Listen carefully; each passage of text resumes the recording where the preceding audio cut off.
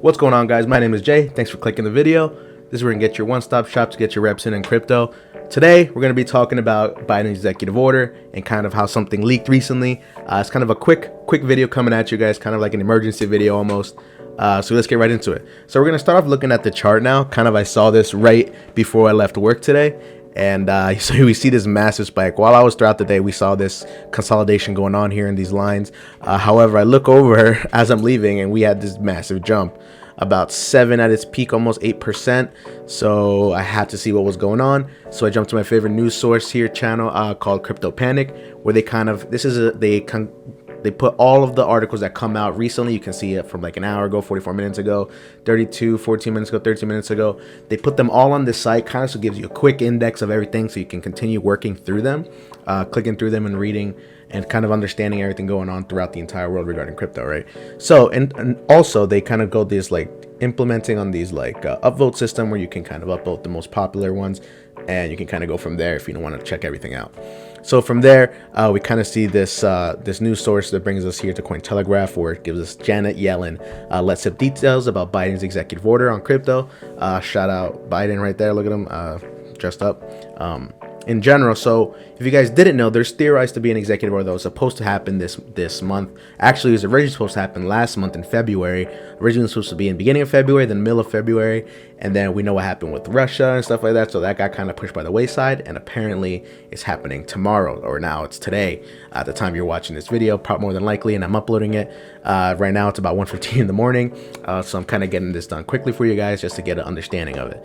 So we can kind of see this right here, this website we're on here, you can see it's the U.S. Department of Treasury website. So when we mean it leaked, someone accidentally uploaded the article to the website a day early. So this doesn't exist anymore. Using the Wayback Machine, as you can see here, which is the archive of the internet, they were able to track it and take a screenshot of it and upload it before they were able to take it down. So if you go and look for this actually right now at the U.S. Department of Treasury website, you're not going to find anything.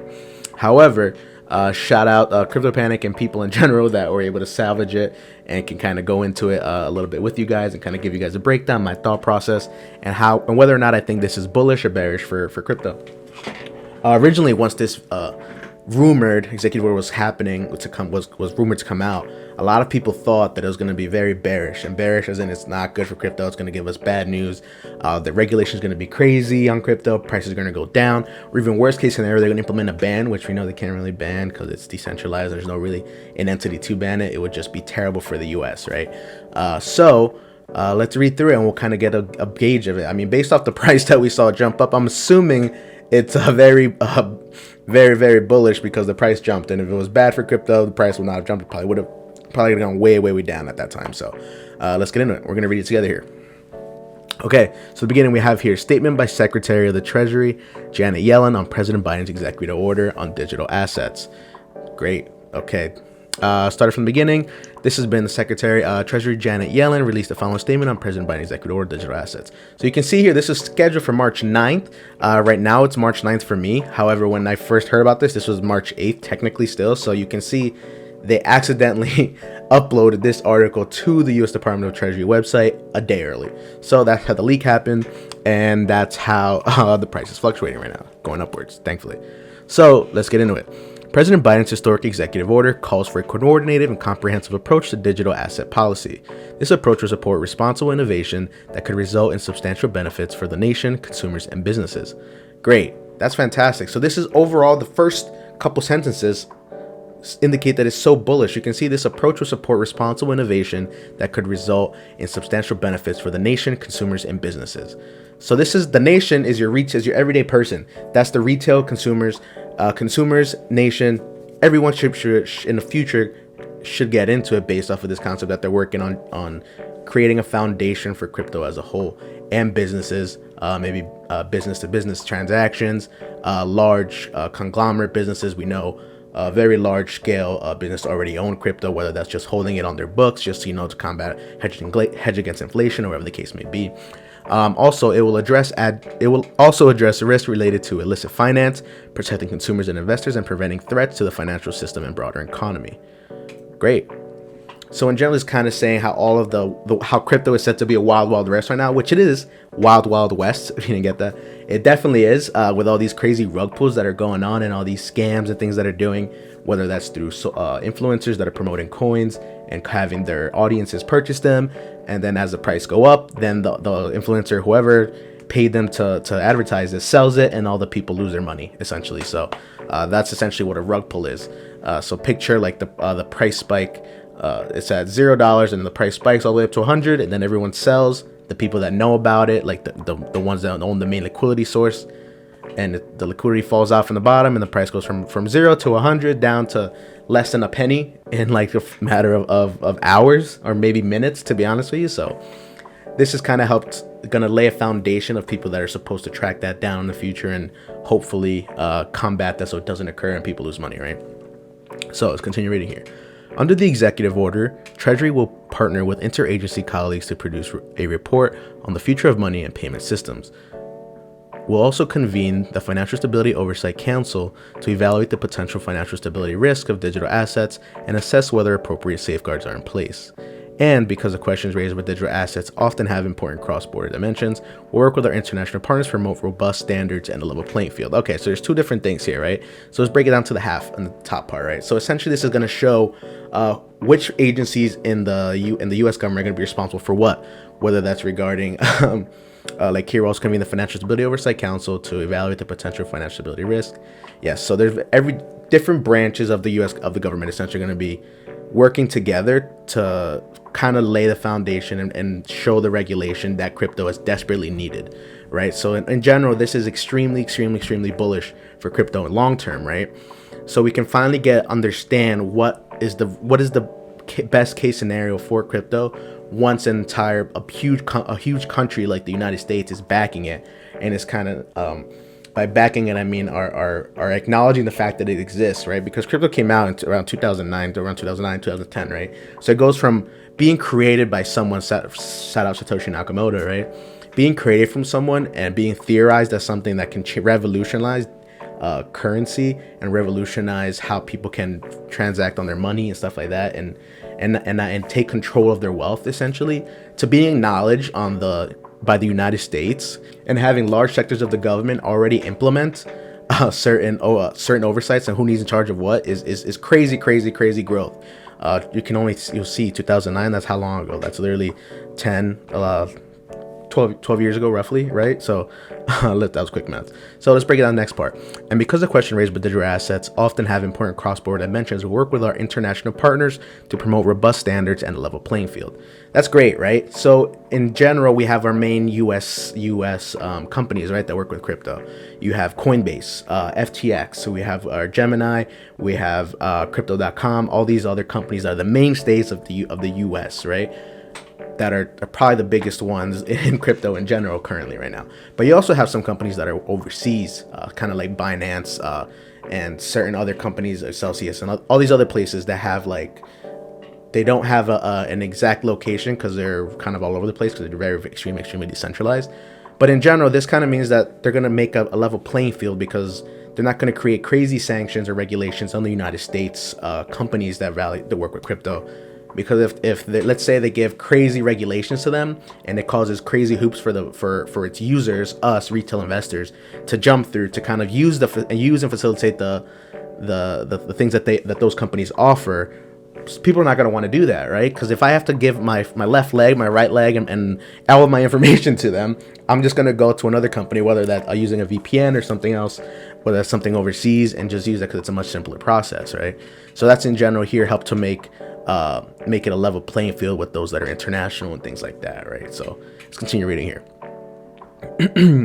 This will complement ongoing efforts by Treasury. Already the department has worked with the President's Working Group of Financial Markets, the FDIC, and the OCC to study one particular kind of digital asset, stablecoins, and to make recommendations.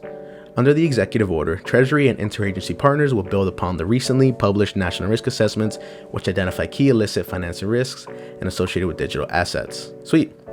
Continued here. So they're going to main focus stay on stablecoins, which, if you guys didn't know, the stablecoins are. Let me pull this up real quick. Let's see. Coin market cap. Boom. All right, CoinMarketCap. So if you guys didn't know, stable coins are those coins that are always valued at $1, right? So why is that a thing? So it's backed by $1, all of their reserves, supposedly. So based on our top 10, we have Tether, Tether stablecoin, USDC, rumored to be the future US government stablecoin. Rumored, keyword rumored.